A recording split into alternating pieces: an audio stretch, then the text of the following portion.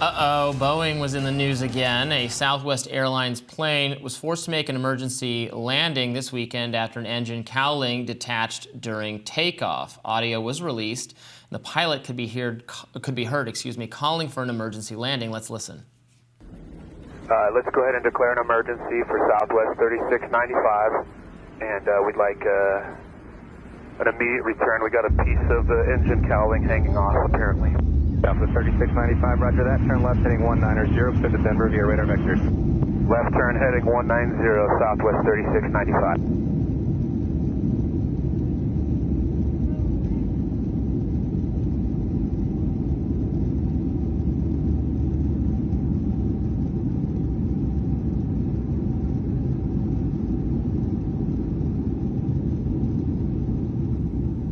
This comes as a string of nearly daily safety incidents has impacted Boeing, putting the company under fire.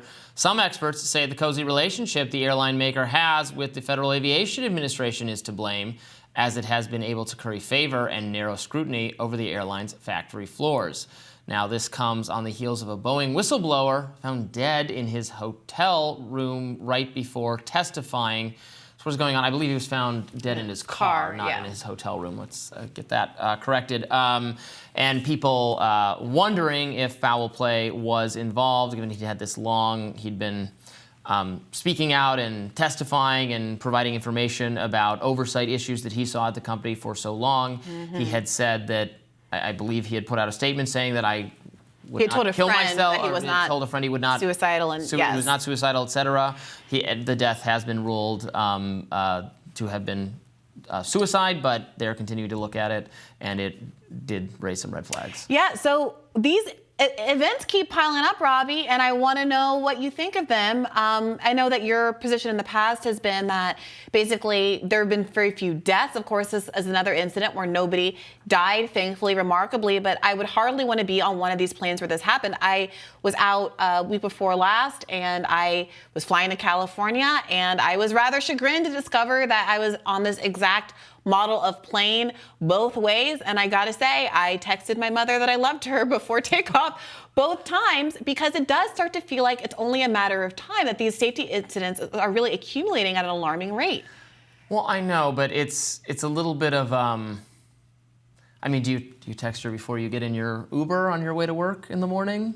No, but if I drove a certain kind of car, fatalities every year. If I had driven a certain kind of car that was being recalled because it kept having bits of it fly off on the highway, then I certainly, because there are more options presented to you when you travel from point A to point B, would avoid using those to travel. I'm not saying this shouldn't be looked into, and if Boeing has done something wrong, and these are preventable errors, and we want to catch it before a plane actually crashes. I'm not saying don't sound a cautionary note or anything like that.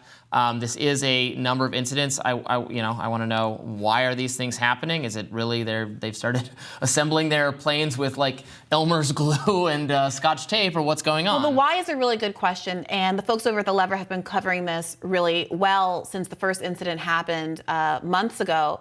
So they point out that Boeing used to be a really highly respected company that was known as a company that was being run by engineers. And all that changed in the early 90s when there was a merger, when it merged with McDonnell Douglas in what was then the 10th largest merger in American history. And at that point, the values of the company apparently shifted pretty radically. More recently, Boeing has, this is according to the article, chosen shareholders and executives over workers and production quality to the tune of $69 billion. Specifically, they say they paid top executives $817 million and showered Wall Street investors with $68 billion in dividends and stock buybacks over the past decade, instead of investing that money in the company. And as we discussed on the show, and as I've interviewed aviation expert William McGee about on my own podcast, there has been a sort of outsourcing to who manufactures some of these parts, including the people who manufacture those door sealants. Remember the case where the door blew off while the flight was in air. Outsourcing to places that don't have the same kind of safety oversight as you would expect. So in one case, manufacturing was outsourced to a surfboard manufacturing company, for instance. And that's a more outlandish example, but I do think it is reflective of the broader trends of failure to invest in safety. Yeah, I'm again remembering, and this actually happened in the wake of 9/11.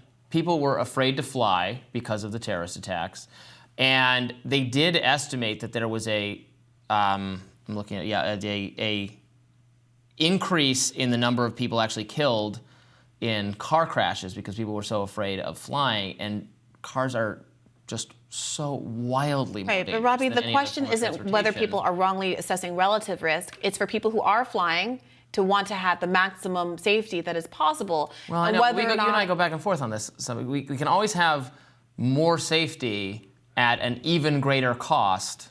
No, but that's the wrong question. The cost to whom? The article that I just read you, the series of events that I just explained, is that they are paying out. There are profits that are being earned by these airlines that instead of being invested in your safety are being invested in shareholders. So the question isn't should consumers have to pay more? It's whether the money that consumers are already paying should be used to keep them safe in the air as opposed to lining the pocket of billionaires and the lobbyists that they pay to ensure that they are insulated from liability. So another angle of the story that, again, the Lever has been covering really beautifully, really thoroughly, is the extent to which Trump-era liability shields are in place for Boeing that Biden has chosen not to get rid of. So they're both culpable here when it comes to the extent to which Boeing can really be pressured through litigation to live up to its kind of regulatory obligations. Yeah, I don't want to make the process of flying any more arduous or difficult on people. We do so much security theater. I talk all the time about we have a shortage of pilots because of the increased regulation on how many hours they have to do in training.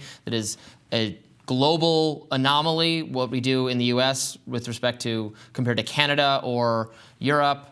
We've made flying more difficult. We've made it more time-consuming. We've made it miserable in every conceivable way. Of course, the planes got to be safe and they have to be built correctly. And we've already talked on the show today about limiting liability and how I don't agree with that at all. And I don't think influential companies should be able to use their money to buy off politicians and get shields for them. They should pay when they screw up, the company, not the taxpayer, not the government. The company should pay the cost of that failure. I'm totally on board with that, and I'm sure there's a lot of bad stuff going on in the industry. I mean, I oppose reflexively all bailouts, especially for airline industries that then, yes, just turned around and gave them paid shareholders, et cetera. So I'm against all that. It's worth noting that the Boeing CEO was forced out over these safety concerns recently, but on his way out, it's also worth noting that his 2023 pay package rose about 45% over the prior year to nearly $33 million. So while all of this was happening, the man in charge was being paid $33 million a year to fail in such a colossal fashion. This is the CEO's name, Dave Calhoun, who was out, but certainly not exactly a pauper as a consequence of these pretty egregious safety issues. So we'll continue to follow this story. Do stick around. We've got a lot more excellent rising coverage coming up for you right after this.